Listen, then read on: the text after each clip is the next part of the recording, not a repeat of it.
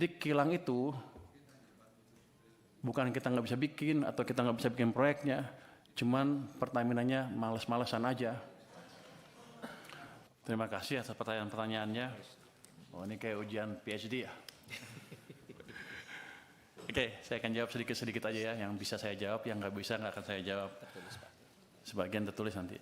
Dari PDIP, Pak Andreas menanyakan apakah ada macam-macam kan. Yang utama adalah apakah kita diinvest di meningkatkan efisiensi. Kalau di pupuk kan kita sudah akan invest di pupuk ya. Dan kelihatannya sudah akan membaik. Tapi begini, saya monitor proposal-proposal di Danantara. Setiap ada yang berhubungan dengan efisiensi, pengurangan cost, segala macam, saya selalu akan PMN kalau bisa. Tapi sampai sekarang juga proposalnya juga nggak terlalu jelas-jelas amat. Jadi kelihatannya nih arena Anda diskusi dengan Danantara semalam dijadikan ajang curcol Danantara ke Anda ya. Untuk menekan saya kelihatannya. Nggak apa-apa. Yang jelas gini tadi, apakah untuk energi terbarukan ada dari Pak ini kan jangka panjang sekali kan. Kebetulan saya beberapa minggu terakhir rapat dengan Pak Presiden dan Menteri SDM, ada desain untuk membuat PLTS menggantikan listrik yang ada sekarang. Investasi cukup besar, bisa mungkin sekitar 75 miliar dolar kalau jadi. Tapi pada waktu diskusi pertama saya melihat cost-nya masih tinggi, masih 9 sen dolar per kWh. Saya bilang kalau gitu sih subsidi saya nambah. Tapi mereka sedang berusaha terus dan kemarin sudah ada berita bagus. Pada saat sekarang harganya bisa 6 sen dolar per kWh. Saya bilang kalau itu betul, matangkan kita kalau perlu PMN. Karena pada akhirnya akan hilang itu subsidi yang terlalu besar untuk listrik. Jadi kita nggak diam aja. Tadi Pak siapa lagi ya? Yang nanya tentang energi baru terbarukan. Jadi saya Pak Primus ya. Jadi saya selalu amatin semua proposal yang beredar di kementerian itu, setiap termasuk Danantara ya. Setiap ada yang bisa mengurangi biaya, kami akan ini secepatnya. Tapi kelemahan yang utama memang saya sadari juga di sini waktu saya kan baru minggu ketiga ya, yang nggak tahu semuanya sekaligus kan. Tapi saya tahu bahwa ketika mereka bilang ke saya subsidi ditendang ke tahun depan pembayarannya, maksudnya kompensasi Pak. Kalau subsidi kita bayar ya, yang kompensasi kita tendang ke tahun berikutnya. Maksudnya apa? Ada proses yang lama ini itu. Kan saya juga pernah di private sector kan. Saya ngerti juga itu cost of capital untuk perusahaannya jadi tinggi. Tapi saya baru lihat beberapa, 1 minggu terakhir lah. Ke depan saya akan percepat. Jangan sampai kita telat bayar lagi. Kalau bisa sebulan langsung bayar. Kenapa? Karena uang saya juga nganggur di BI itu. Kalau gitu kan masuk ke sistem cepat, mestinya Danantara harusnya lebih cerdas lagi. Kalau ketika mood saya seperti itu, langsung dia ngadap saya, minta apa. Ini kan enggak, dia ngadap Anda langsung kan, bapak-bapak, ibu-ibu. Padahal sama saya, teman, saya pengawas Danantara, awas besok. Kenapa mereka nggak ke saya? Lah ini kan penting Pak, Menteri ini jadi paten ini bagus gitu, ini bagus saya pikir koreksi seperti ini. Tapi yang saya dia udah tahu saya punya uang banyak, saya baru taruh cuma 200, masih ada 250 lagi di sana. Kenapa dia nggak ke saya? Jadi pada dasarnya begitu masuk akal, kita akan ini secepatnya. Kita akan review proses yang tadi 3 bulan tadi, kelamaan menurut saya juga, yang memastikan bahwa program PSO kami tidak mengganggu cash flow dari perusahaan Pertamina dan PLN dan lain-lain. Tapi nanti saya lihat, kalau nggak untung juga awas. Kalau udah costnya diturunkan, jangan main-main mereka. Tapi yang tadi saya janji akan betulnya tadi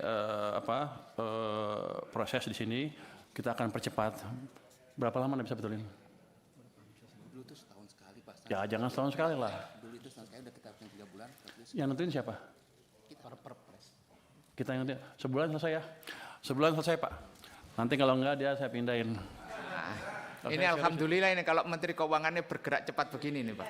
Wah, Kita saya bersyukur ini Pak. Sebenarnya saya lagi mikir gimana ngeluarin uang itu, masih banyak di sana, masih numpuk. 200 triliun positif tanggapannya, tapi banyak yang ribut juga kan. Oh ini itu. Ya, saya mesti cari tools yang lain. Jadi kalau tambah lagi. Daripada uang kita numpuk di sana, utangnya bunganya dibayar, impactnya ke ekonominya kurang. Saya nunggu sebenarnya penyaluran yang cepat apa. Makanya saya sisirkan tuh kementerian-kementerian. Saya ancam yang nggak bisa sampai Oktober nanti kalau Anda nggak bisa propose dengan clear seperti apa sampai akhir tahun, saya ambil uangnya. Nah kalau Danantara punya tagihan seperti ya langsung ngadap saya harusnya.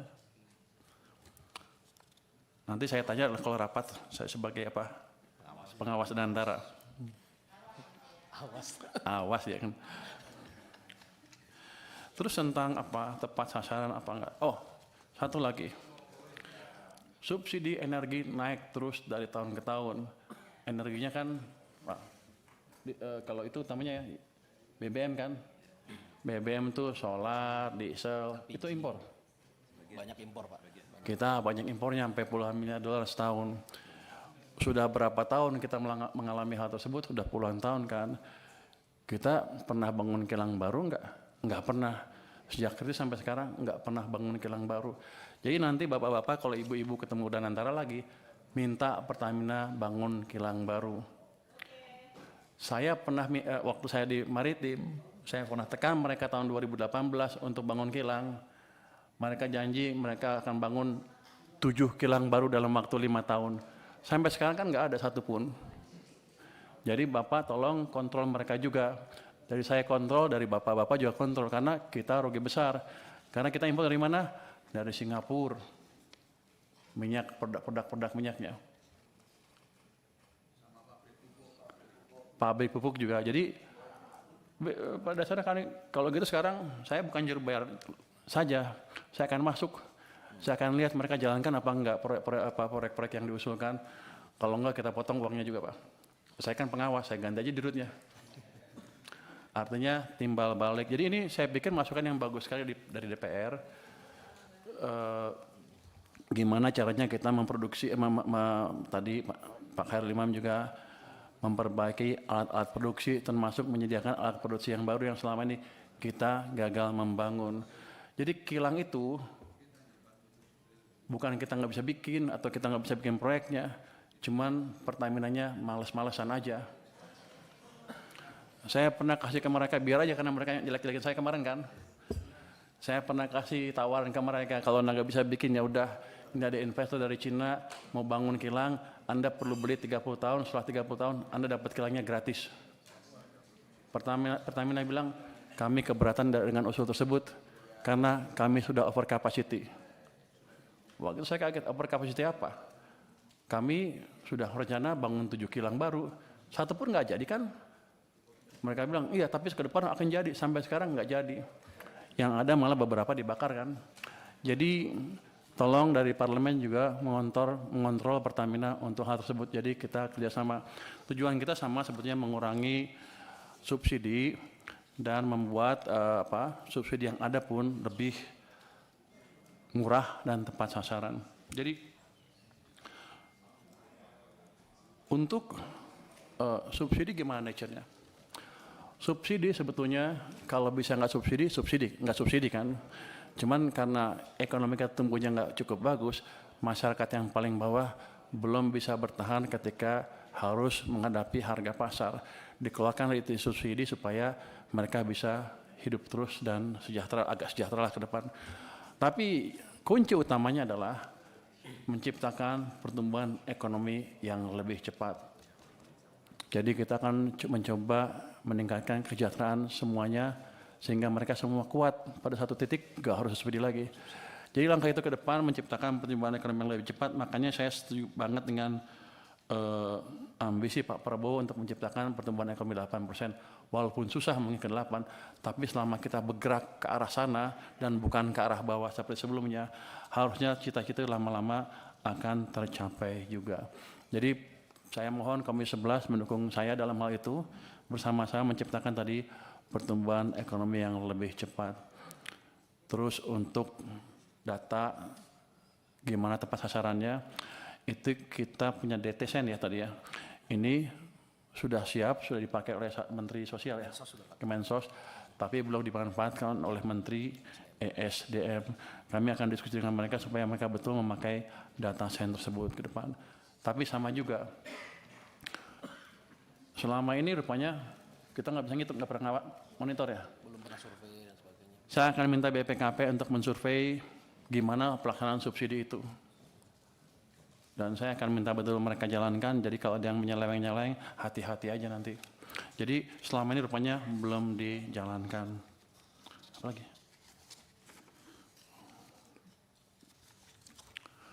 Jadi gini Pak Mawan Cikasan, dengan tadi perubahan peraturan tadi dalam waktu sebulan ya,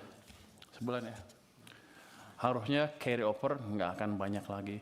Mudah-mudahan paling mepet-mepet harusnya Januari bisa dibayar. Kalau mepet, kalau ada persiapan kan habisnya kan Desember kan nggak bisa langsung bayar kan, paling Januari harus dibayar. Jadi nggak lama-lama amat itu carry overnya. Saya pikir itu. Bapak mau cerita tentang bansos MBG. Oh, ada tadi, tapi bukan dengan subsidi itu. Ada tadi Pak Mas bahkan sudah jelaskan bahwa ada 1.300 triliun rupiah sudah langsung ke masyarakat. Jadi subsidi seolah berkurang tuh nggak berkurang betul sebetulnya. Ada program-program pemerintah langsung yang langsung menunjang kehidupan masyarakat. Ini tahun 2026 itu keluar tidak. Subsidi kompensasi energi belum sebenarnya tepat sasaran. Ini ada bansos 137,5 triliun, ada MBG 335 triliun, ada subsidi kompensasi energi 429,4 triliun. Jadi selain subsidi itu, let's say, yang itu jangan hitung lagi kompensasi. Jadi ada 130 dan 335 triliun yang langsung disampaikan ke masyarakat. Nanti itu kalau yang atas tadi memang kurang, kita akan bisa tambah sesuai dengan kebutuhan. Jadi kami tidak pernah merupakan beban yang dihadapi oleh masyarakat, utamanya ketika ekonominya sulit seperti kemarin. Mudah-mudahan ke depan semuanya bisa membaik lagi. Saya mohon dukungan dari Komisi 11 agar betul-betul fiskal kami betul-betul bisa menjadi shock absorber yang efektif ketika ekonomi sedang turun. Saya harus jelaskan apa itu shock absorber. Kira-kira seperti countercyclical. Kalau ekonomi lagi bagus ya mungkin masyarakat punya uang banyak ya nggak apa-apa, belanja sendiri. Tapi kalau ekonomi sedang turun, pasti kan banyak pengangguran. Semua masyarakat akan terkena, yang atas sampai yang bawah ketika ekonomi turun. Tapi yang paling menderita adalah yang bawah. Ya kami perkuat subsidi atau dana bantuan untuk orang miskin dan lain-lain, termasuk menjaga tadi supaya misalnya harga BBM di pasar nggak naik terlalu tinggi, supaya ekonominya bisa tahan. Dan kalau sudah recover atau global kondisi membaik sehingga harga minyak nggak terlalu tinggi, baru kami sesuaikan lagi harganya. Jadi shock absorber kami adalah tadi countercyclical, ketika ekonomi lambat kami kasih stimulus lebih, tapi ketika ekonomi tumbuh terlalu cepat atau cepat kami kurangi stimulusnya. Itu mungkin jawaban singkat dari kami, Pak. Terima kasih. Wassalamualaikum warahmatullahi wabarakatuh. Waalaikumsalam warahmatullahi wabarakatuh. Ketika ada sesuatu yang tidak benar, kita suarakan. Ya bagaimana semua terangin dia sedungu ini? Ini manusia pecundang yang sangat merugikan bangsa kita ini. Saatnya jadi member eksklusif di channel YouTube Official ID. Tantang lagi para nambah sumpah di antara Al-Quran. Dia pengen masuk TV. Konten-konten premium yang tidak tayang di TV. Live interaction. Halo pemirsa Ayu, sini baru Emoji dan badge spesial. Reakses konten pilihan. Klik YouTube Official iNews. Join member hanya Rp10.000 per bulan.